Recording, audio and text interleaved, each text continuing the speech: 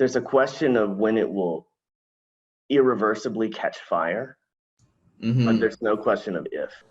Hey, I'm super excited to introduce this video. It's with Crockett Dunn, a big part of the Technology and Startups Growth Network. He's been with us before. And we're going to hear him tap into two things. The first is, well, just what he's talking about, which is how to use Alexa voice skills to get on the ground floor of what might be a new sales channel for you. And the second thing that might not be as obvious, but you can listen for, is how a futurist, a technologist like Crockett, looks ahead in time, discovers what the ground floor is. What are the opportunities that you don't want to miss? So listen for that as well. Hey, you have done it again. You found Tech and Startups, the #1 place for all technology leaders, whether you're a founder, CEO, or a CTO. This is the spot for you. So if you haven't been here before, go ahead and like this video, subscribe to the channel so that the updates appear in your feed, and we'd love it if you dropped in a comment about your thoughts about what you're about to see. I'm here. I'm actually wildly fascinated by this, and we've talked a little bit. I wanna propose an idea to you, Crockett, and have you build it up or knock it down if I could. Okay. Okay, so here's my thinking, and then we'll bring it back because this is gonna come right back to the sales. So I have a theory, and it's this theory, and I'm gonna zoom out first, and then we'll zoom back in. The zoom out is this: when when people make predictions about the future of technology, they skip something. They skip adoption. So they think about what's possible. Good futurists take the technology of today and they try to think 5-10 steps of what the technology could evolve into. And so they say things like, hey, so we've got these cameras on our phones and we've got all this data about the world. And so people could use the camera on the phone to show them data about the world in front of them, and people could walk around scanning. And we could even put that in glasses, a la Google Glass, right, and project information back. And they say, yeah, I agree, that's the technological possibility. But the evolution of technology doesn't just happen because of the next possibility in technology, what technology is capable of. It happens because of the adoption of the technology. We could have flying cars everywhere right now. We've got the technology for it. We don't, because we don't have the necessary adoption of it. We don't have the infrastructure for it. It doesn't make sense. In fact, electric cars, we could have been on the electric car thing a long time ago, did not have the infrastructure. Only now do we have electric cars that can really travel on what? Our infrastructure, our current infrastructure. Yeah. And so I can visualize all these things, but I need the adoption. So that's the context. Is I have a belief that if you are a technology futurist and you are making predictions about the technology and ignoring the next step in the adoption, then you're wrong. Then you're just wrong. So zooming in a little bit more, what I see among especially everybody, I'm going to say, but among especially a younger demographic of people, what I observe in my life is voice communication constantly. There's always an earbud in, whether it's one headphone in or an AirPod or something. There's always this earbud in, and I observe especially younger people speaking messages to their friends, speaking to their phone, and receiving feedback in their ear. So where technologists talk about augmented reality as being this visual thing, it's going to be the glasses. I'm always going to have data projected in front of me. I think no, we're already doing it with. It's augmentation via audio. We do it with audio navigation. We do it with like you were saying, call my friend. Now it's talk to my friend, listen to a message from my friend. I'm listening to the YouTube video or the podcast adoption. Huge, right? That's an audio augmentation that's happening, not a video augmentation that's happening. And so I want to say, let's start right there. That's my argument. That's a great argument. What do you think? I think you're dead on. So this printing on water, Tim Smith, I can share it with the group. I reached out to him and I get to have coffee with him now. He's like, oh my gosh, how did you find that? I was like, archive.org, baby. He's like, I'll send you a real copy. But he goes all the way back to before print, back when it was just story, and talks about what may have been lost with print, and then the democratization of I meant script first, then print and mass print, the democratization, and the printing press was created for a while, but there wasn't a literate public.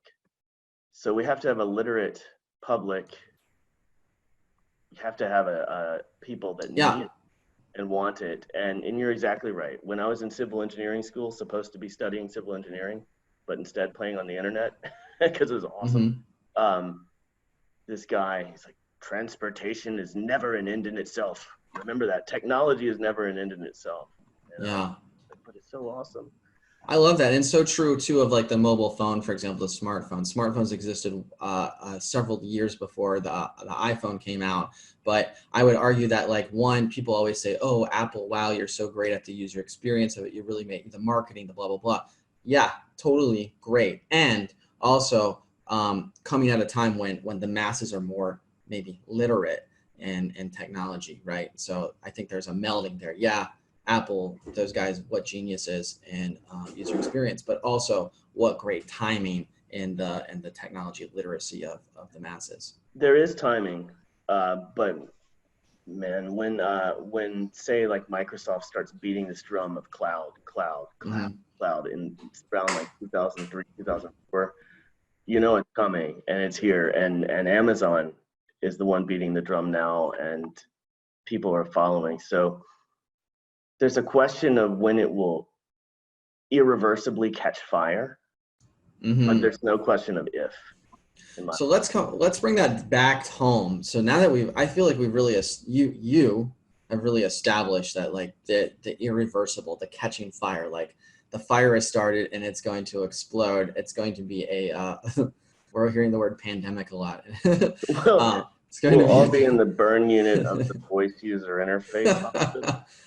Yeah, I like that. And Crockett, I've heard you say in other presentations and just in conversations that we had, this is the early movers advantage time now. If you Yeah, want yeah. to be if you want to make sales, if you want to explode, if you want to be the marketing genius and take full advantage of this, now is the Yeah, best time, right especially now. before the barriers for entry are constructed, before the walls go up and the moats are created. Hmm. Right now, So there could is. So could you dive in, because we only got about 5 minutes, could you dive into one or two tips, tricks, or techniques to get in right now? How can I get in on making money, on making sales off of Alexa and other voice technology in the next, like, say 3-month time frame? What do I need to do? Sure. So I can't give specific brands. I mean, I not that I won't, I really don't know in my mind the prices, but there are skill generators. So even without a programmer, if you can write an algorithm, you can flowchart an interactive Alexa skill and publish it to the Amazon Alexa skill store as a private development skill, and then get it approved and released to the public, which is just basically, it has to pass some basic testing. And what's an example of a skill that's going to make me sales? A skill so this is really depends on who you are and what you're doing. And so there are direct sales through Amazon. So maybe affiliate types of things would be the first opportunity. So first you have to decide, are you selling stuff? I don't think we're quite there yet for selling stuff, but there's in-skill purchasing, in-skill subscriptions. And one thing that is not often mentioned is it's not just a voice device. Everybody, if you use Alexa, you have an app on your phone and it can push links and cards to send you other places on your phone. So right now, the highest grossing skills are freemium models for those audio content, like ambient sounds I mentioned. The other high grossing skills are, geez, there was a guy making, this is kind of hype, but there's one of the first movers that was also getting developer rewards and sales, was making $10,000 a month just on his Alexa skills while he was in school. Yeah. And you, that's amazing. So just selling skills that sell is one. And then you've mentioned, I'm sure you don't want to mention your partners or clients by name, but that is, we'll avoid that.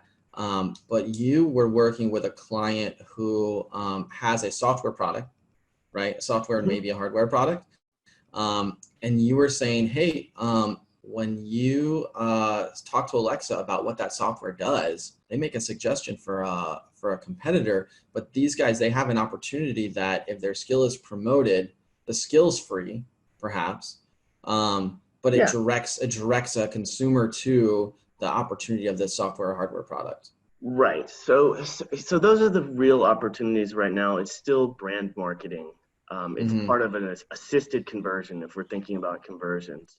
And not everyone knows that when you build a skill, you can tag it with saying, hey, this is the question I answer. And that is huge because Alexa skills are like apps. You need to explicitly install them, but it can also suggest them. So the example Alex is talking about is there was the leading fitness tracker body metrics provider. You would say, hey, tell me about my sleep last night, and it would recommend their competitor because they hadn't properly tagged their skill to say, I answer, how was my sleep last night? And that you can tag it. That's how, if someone says, hey, tell me where to eat, it says, hey, do you want to install the restaurant finder or something?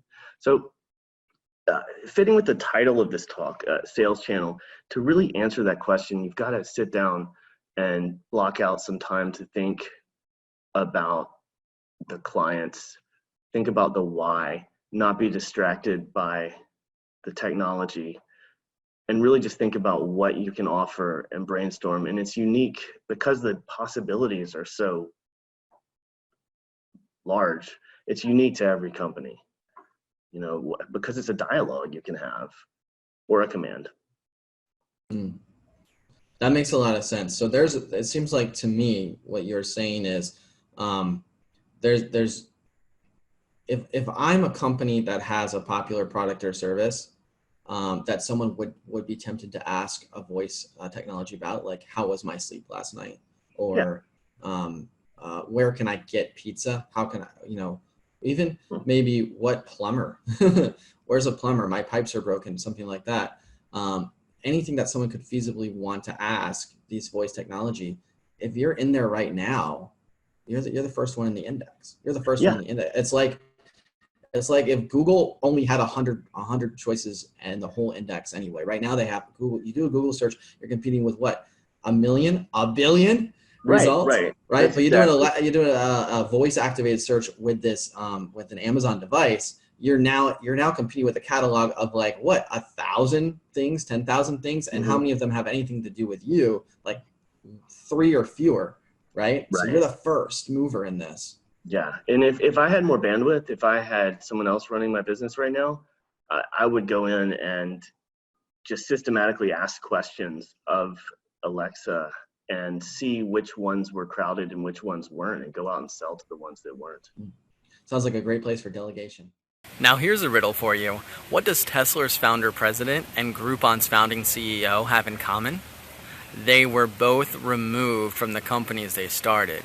Stay with me for another, minute, and understand this: more than 3 out of 4 founders are ousted from their role before year 5. That's before IPO, before acquisition, before wild adoption. And as a result, you leave potentially millions of dollars on the table for your successor to pick up. But that won't be you, right? Imagine how good it will feel to carry out your vision for your org as a leader for years to come. Are you a founder of a software startup with a live product and a team? If so, can you see yourself learning to grow alongside your company? I've been working with founders and Fortune 100 companies for a decade, and I have a gift for you. It's free. It's a webinar, and it explains why CEOs and other founders are essentially removed from your company and what you need to do to stay. Move now. Click the link in the description to transform from a founder CEO to a growth CEO, to scale your org, keep your money, and have a worldwide impact. The link to the free webinar is in the description, and I'll see you on the other side. I'm so glad you joined us today. If this video was helpful, give it a like. go ahead and subscribe and hit the bell so that Tech and Startup videos continue to show up in your feed. I'll see you in the other videos.